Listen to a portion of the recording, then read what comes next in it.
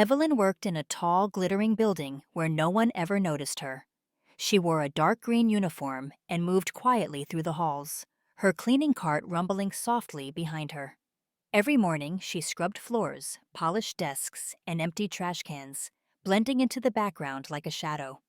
To the people at Hawthorne and Beck, she wasn't a person. She was a tool, just another part of the machinery that kept their pristine office running. No one noticed the tired lines on Evelyn's face, the strength in her hands, or the quiet dignity she carried. She was in her mid-50s, her hair streaked with gray, and her eyes sharp with years of observing the world around her. But the executives didn't see any of that. They only saw the uniform. To them, Evelyn wasn't Evelyn. She was just the cleaning lady. The employees at Hawthorne and Beck were everything Evelyn wasn't: polished, confident, and loud. They strode through the halls in expensive suits, their laughter echoing off the marble walls. They spoke in numbers, profits, percentages, projections, while sipping coffee from designer mugs. At the top of it all sat Alan Graves, the CEO. He was a man who wore his power like a crown, commanding attention with his booming voice and sharp gaze. To Alan, success was measured in dollars and dominance. People were just tools, replaceable, expendable, and forgettable. Evelyn had learned this the hard way. She'd overheard Alan mocking employees countless times. Once he scoffed about an older secretary. "She's still here? Why haven't we replaced her? It's not like she's adding value." Another time he barked at Evelyn to clean up a coffee spill an intern had accidentally caused, as if the mess were her fault. His words stung, not because they were directed at her, but because they revealed how little he thought of anyone who wasn't sitting at his table. For years, Evelyn endured it all in silence. She didn't react when executives whispered jokes about her. She didn't flinch when they dismissed her as if she were invisible, but her silence wasn't weakness. It was patience. Evelyn was always watching, always listening, and what she saw broke her heart. She saw employees crying in empty conference rooms after being berated for minor mistakes.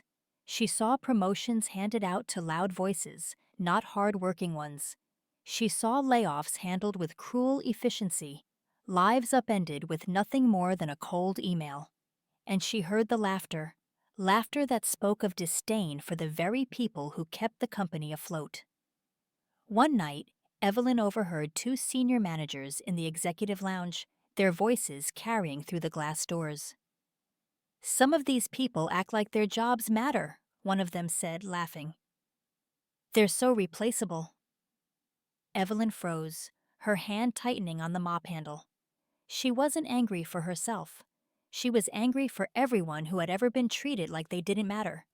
People like her coworkers, the cleaning staff who worked long hours for low pay. People like the young intern who had spilled coffee and been humiliated. People like her late husband, Martin, who had believed in this company once. Martin had been one of the earliest investors in Hawthorne and Beck. When no one else believed in its potential, he did. He quietly bought shares year after year, building a sizable investment. By the time he passed away suddenly, those shares had grown into a controlling stake in the company. Evelyn had inherited them, though at first she didn't know what to do with such power. She wasn't a businesswoman. She was just Evelyn, a widow trying to keep her family afloat. But as the years passed, Evelyn began to see the gift Martin had left her for what it truly was. It wasn't just stock. It was a weapon, a shield, a voice. She could do something no one else at Hawthorne and Beck could do. And after hearing that cruel laughter, Evelyn knew it was time. That night, she sat at her small kitchen table, a notepad in front of her and a cup of tea cooling at her side. Tears filled her eyes as she wrote down everything she had witnessed over the years: the unethical layoffs, the harassment complaints ignored, the bonuses quietly cut for lower-level staff. She listed the names of people who had been mistreated, their stories etched in her memory. She wrote until the sun rose, until she had a plan. The shareholders' meeting was 1 week away. Evelyn had spent years preparing for this moment, even if she hadn't known it at the time. She used her access to the building to gather more information, piecing together evidence like a puzzle.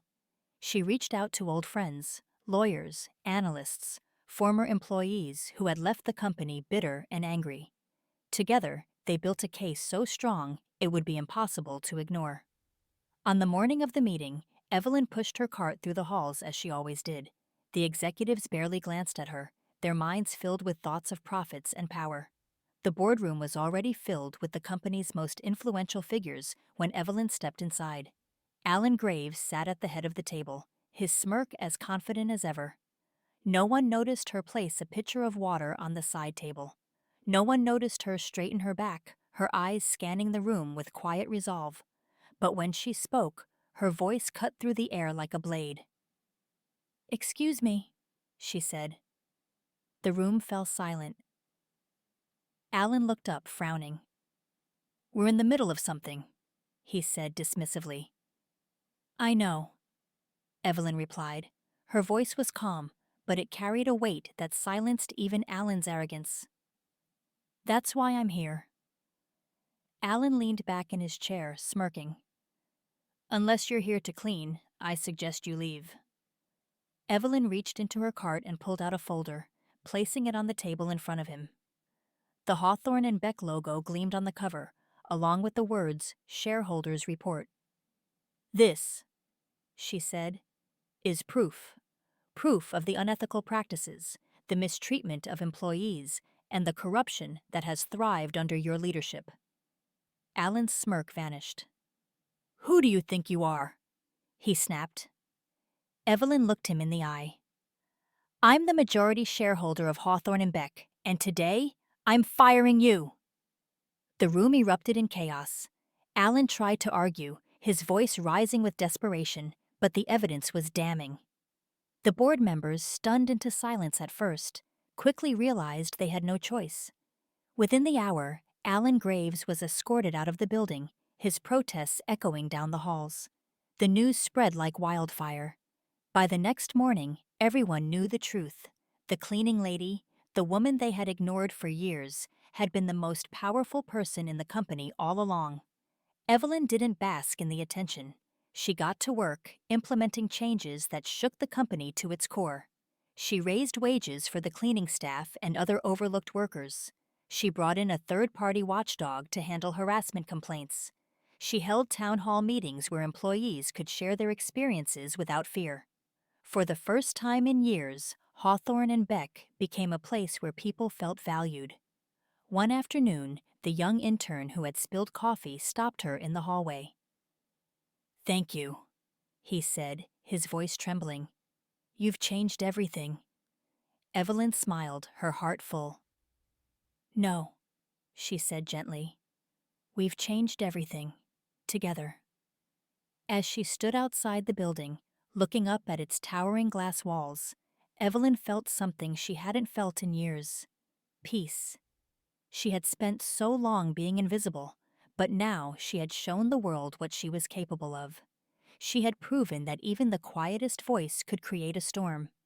And with that, Evelyn turned and walked away, not as a cleaning lady, but as a symbol of hope and change.